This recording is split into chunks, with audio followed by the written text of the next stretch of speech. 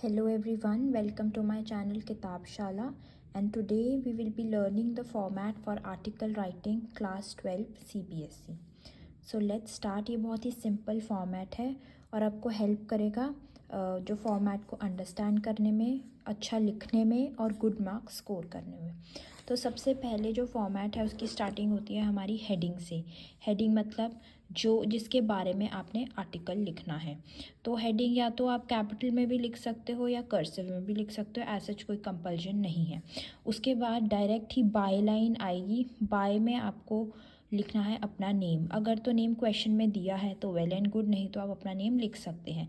Heading और bye line के बाद you have to leave one line and start with the introductory paragraph. Introductory paragraph में क्या include होगा? You have to focus on the positives and negatives of the topic, कि आप उसके favour में लिख रहे हो कि अगेंस्ट में। ठीक है, put the topic in perspective. आपने राइटिंग ऐसे शुरू करनी है कि जो रीडर है उसको आइडिया हो जाए कि आप किस के बारे में लिख रहे हो और आप क्या कहना चाहते हो अपने आर्टिकल से। So you have to draw the attention of the readers, okay, and specify the topic very clearly. Next, then you have to leave one line for changing a paragraph. Then you have to write the main content. अब main content में क्या होगा? जैसे कि अगर आपने कोई भी टॉपिक हमें दिया है, सपोज हमें टॉपिक दिया है television advertising, so you have to note down the merits and demerits of that topic, causes, consequences, effects, advantages and disadvantages. So ये पॉइंट्स मैं लिख देती हूँ। कॉजेज, consequences, merits और advantages, demerits और disadvantages।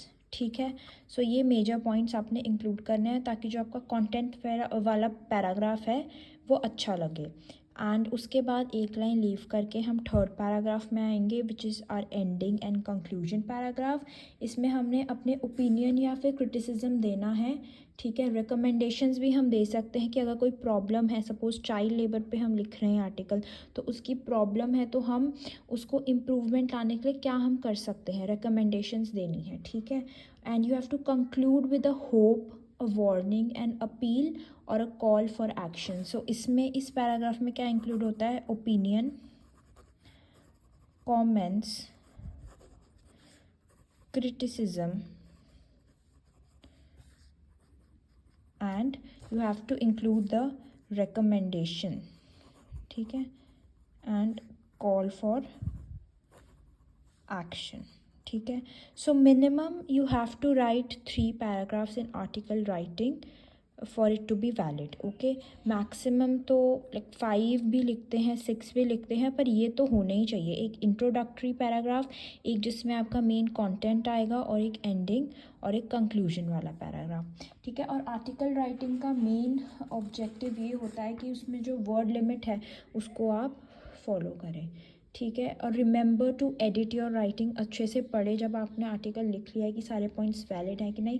और हाँ, आर्टिकल जो है ना उसमें कोटेशंस मत ऐड करना। ठीक है, do not add too many quotations because it can take away the essence of the article. ठीक है, ये 3 पैराग्राफ आपने लिखने हैं, 3 से ज़्यादा भी लिख सकते हैं, और ये रूल्स को आप ज़रूर फॉलो करिए। अब मैं एक सैम्पल क्वेश्चन कराऊंगी ताकि आपको आइडिया हो जाए कि कैसे क्वेश्चन आ सकते हैं और हम कैसे अटेम्प्ट करेंगे। So a sample question is है, यू आर रंजीत/रजनी, you feel concerned about the impact of television advertising on children, write an article on this for a school magazine। अब सबसे पहले अच्छी बात तो क्वेश्चन में ये है कि नेम्स हमें दिए हैं। ठीक है, टॉपिक है impact of television advertising. So topic में हमने ये लिख दिया, बाय लाइन में नेम लिख दिया। ठीक है, और बाय लाइन में जो बी है वो देखना कि स्मॉल लेटर में आए। ठीक है, इंट्रोडक्टरी पैराग्राफ आ गया हमारा। ठीक है, फिर उसके बाद हमने शुरू किया कंटेंट से। ठीक है, फिर उसके बाद ये आ गई हमारी कंक्लूजन। सो इसमें 3 पैराग्राफ्स नहीं हैं, इसमें आई थिंक 5 पैराग्राफ्स हैं। तो मैंने बोला कि लिमिटेड नहीं है, 3 तो आपको लिखने ही लिखना है, it's mandatory, so that you can write a good article. ठीक है, सो फर्स्ट इंट्रोडक्टरी पैराग्राफ ये था, थोड़ी सी उसकी इंट्रोडक्शन दे दी, television is considered as a good source of entertainment and income. अब सेकंड में हमने उसके प्रोज एंड कॉन्स बताए, और लास्ट में हमने उसको कंक्लूड करके हमने अपनी रिकमेंडेशंस या कॉल फॉर एक्शन दिया, जैसे कि the advertising department should ban bad advertisements, the advertisement should not contain any inappropriate content and so on। ठीक है, सो ये हमारी रिकमेंडेशन है। ओके, सो रिकमेंडेशन हम यूजुअली इसलिए देते हैं ताकि मतलब जो रीडर है उसको क्लियरली अंडरस्टूड हो कि what do we want. So you can easily follow this format which I have shared with you all and attempt the sample question. इसी तरह के क्वेश्चन हैं आपके सीबीएसई के पेपर में आते हैं। आप सीबीएसई का क्वेश्चन पेपर ले लें जो उन्होंने अपनी वेबसाइट पे डाला है, उस पर भी कुछ इसी टाइप का क्वेश्चन होगा, और most of the sample paper इसी टाइप के ही क्वेश्चन पब्लिश करते हैं। सो इससे आपकी बहुत अच्छी प्रैक्टिस हो जाएगी। So thank you all and kindly like, share and subscribe to my channel.